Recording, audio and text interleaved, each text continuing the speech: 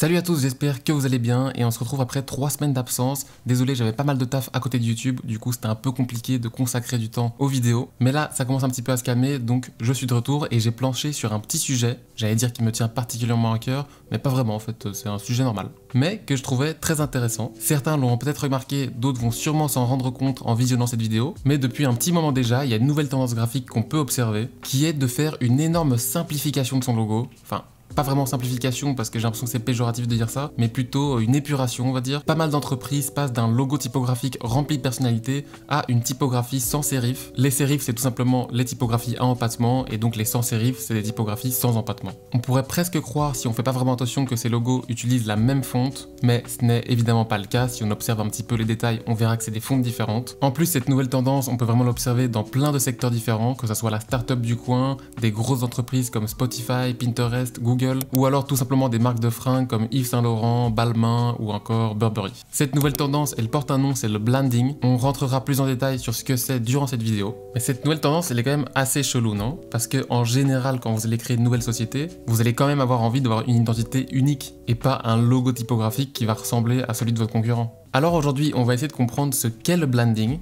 pourquoi tout d'un coup plein d'entreprises vont commencer à suivre cette tendance. Est-ce que c'est bien, est-ce que c'est pas bien? Je sens qu'il y a moyen de bien débattre là-dessus. Moi j'ai déjà un petit peu un avis sur la question, mais je suis vraiment très curieux de connaître vos avis dans les commentaires. Et enfin, est-ce que le blending va tuer la créativité, l'originalité, voire même le graphisme? On commence sans plus tarder avec une petite explication sur ce qu'est le blending.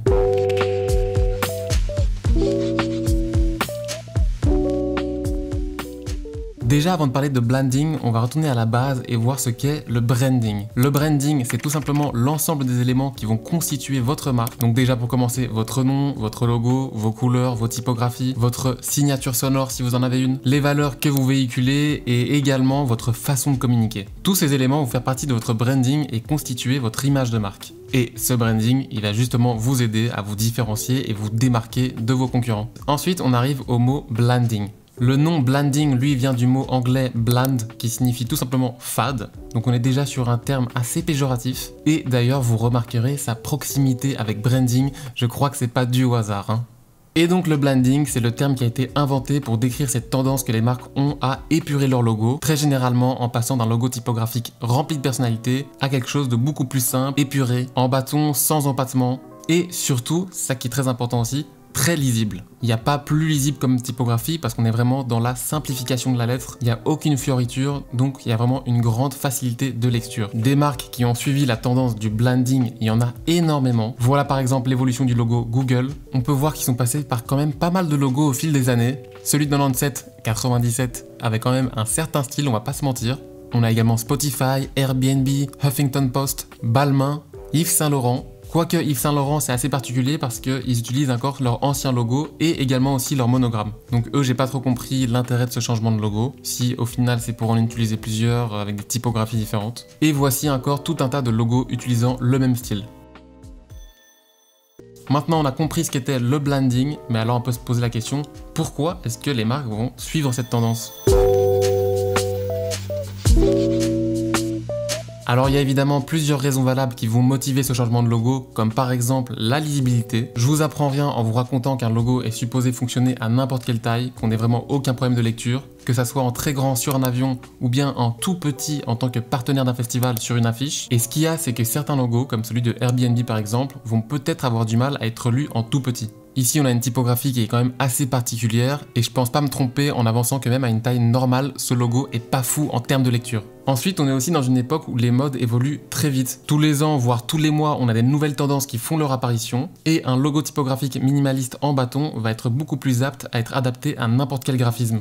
Exemple, j'ai un budget pour ma marque et j'ai envie d'investir dans une campagne publicitaire. Avec un logo minimaliste, je vais vraiment pouvoir l'associer avec n'importe quelle tendance, n'importe quel type de campagne. Je reprends par exemple l'ancien logo de Airbnb, mais il était déjà bleu clair avec une typographie très particulière, presque un peu graffiti. Et honnêtement, ce logo parfois il peut faire un peu tache, voire même intrus. Alors qu'avec le nouveau logo beaucoup plus neutre et minimal, déjà, il va bien fonctionner en noir et blanc, ça y a aucun souci. Il va prendre moins de place que l'ancien logo pour laisser du coup plus de place au reste de l'affiche. Et il va aussi du coup être plus lisible, mais ça je l'ai déjà dit. Donc c'est ça aussi l'intérêt de ce genre de changement, c'est que le logo va vraiment devenir un puits à tendance. On pourra l'intégrer partout et ça fonctionnera. Il fera pas tâche. Après, ce style, il est aussi fortement lié à la montée en puissance du minimalisme. Là, je parle surtout pour les icônes. Si on regarde les icônes de Apple, Nike, Spotify, Airbnb, c'est des choses très minimalistes. Le minimalisme, c'est un courant qui a été développé dans les années 60, mais c'est sans doute aussi fortement lié au style suisse. Plus ancien encore que le minimalisme, lui il fait son apparition dans les années 50 et contrairement au minimalisme qui englobe vraiment plein de choses, le style suisse va se concentrer essentiellement sur les typographies. On appelle ça également le style typographique suisse ou le style typographique international. La spécificité de ce courant, c'est qu'il va mettre l'accent sur la lisibilité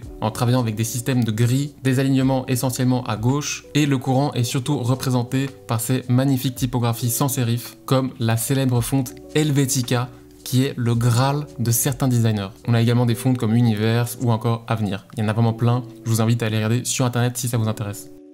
Et avec ce style, on peut facilement rendre quelque chose d'intemporel dû à son épuration. Je vois mal Apple revenir à quelque chose de ce genre-là dans X années.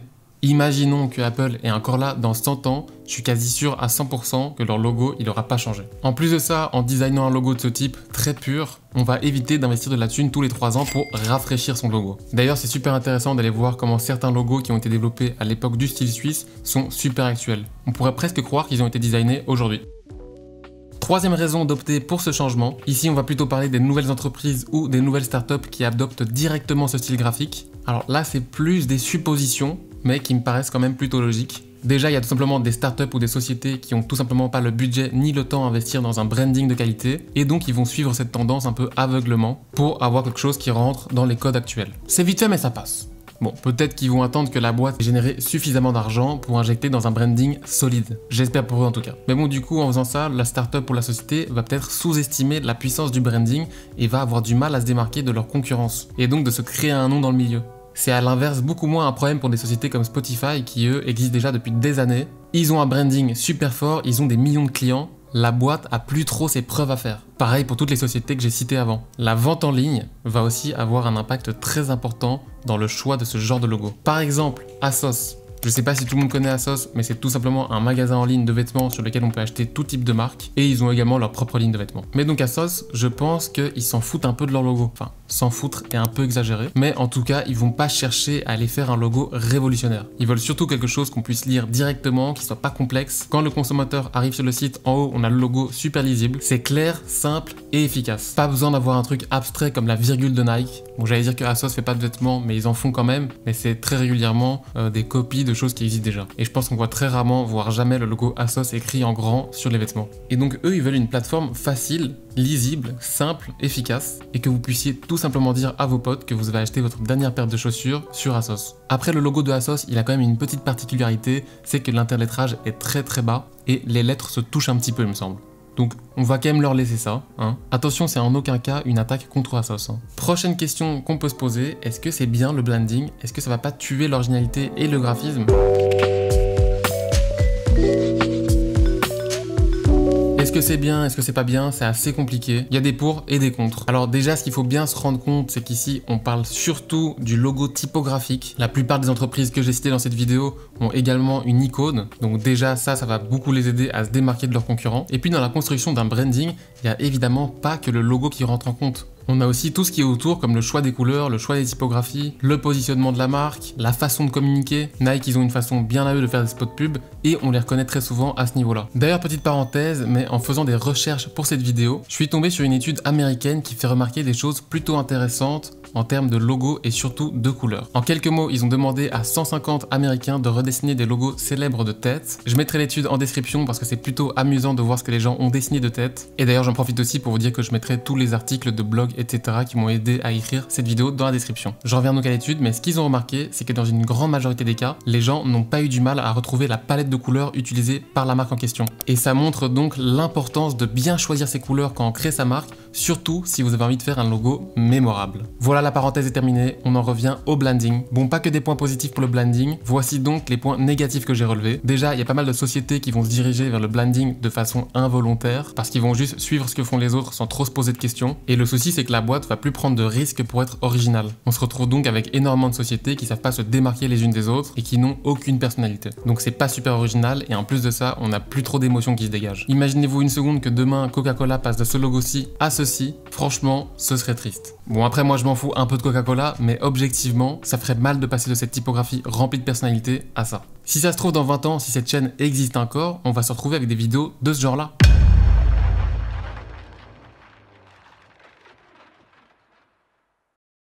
Salut à tous les amis, on se retrouve aujourd'hui dans un nouvel épisode de Je redesign vos logos et on commence sans plus tarder avec le premier logo. Et voici le premier logo. Passons plutôt au deuxième logo. Et voilà les amis, cet épisode de Je redesign vos logos est déjà terminé. On se retrouve la semaine prochaine si je suis encore en vie. Voilà les amis, gardons quand même en tête qu'il y a encore plein d'entreprises qui ont choisi de garder leur logo original rempli de personnalité, avec des chouettes typographies. Perso, j'ai rien contre cette tendance, je pense pas qu'elle soit forcément mauvaise. Après, c'est vraiment du cas par cas, ça va dépendre de votre société, de ce que fait la boîte, si vous êtes quelque chose de très corporate ou non. Et puis après, comme je l'ai déjà dit, un branding ne se définit pas uniquement par la typo choisie pour son logo, mais tout ce qu'il y a autour. C'est peut-être même plus important que le logo lui-même. Et c'est aussi généralement pour ça que quand un client vient me voir et qu'il me dit juste qu'il a besoin d'un logo, je lui explique assez rapidement que c'est pas d'un logo qu'il a besoin, mais d'une identité graphique, voire d'un branding. On essaie de construire un univers cohérent autour de la marque, parce que si le client a uniquement un logo, si ça se trouve sur ses cartes de visite, il aura une typographie, sur son site web, il aura une autre typographie, et petit à petit, il y aura plein de problèmes de cohérence dans la marque. Et donc, c'est aussi à ça que sert le graphiste, il va pouvoir créer toute une charte graphique. Donc voilà, j'ai vraiment hâte d'avoir vos avis concernant cette tendance. Qu'est-ce que vous en pensez? Partagez-moi tout ça dans les commentaires. Si la vidéo vous a plu, n'hésitez pas à la liker, à vous abonner à la chaîne si c'est pas encore fait. N'hésitez pas non plus à venir me suivre sur mes différents réseaux comme Instagram ou Twitter. Et moi, je vous dis à bientôt dans une prochaine vidéo. Ciao!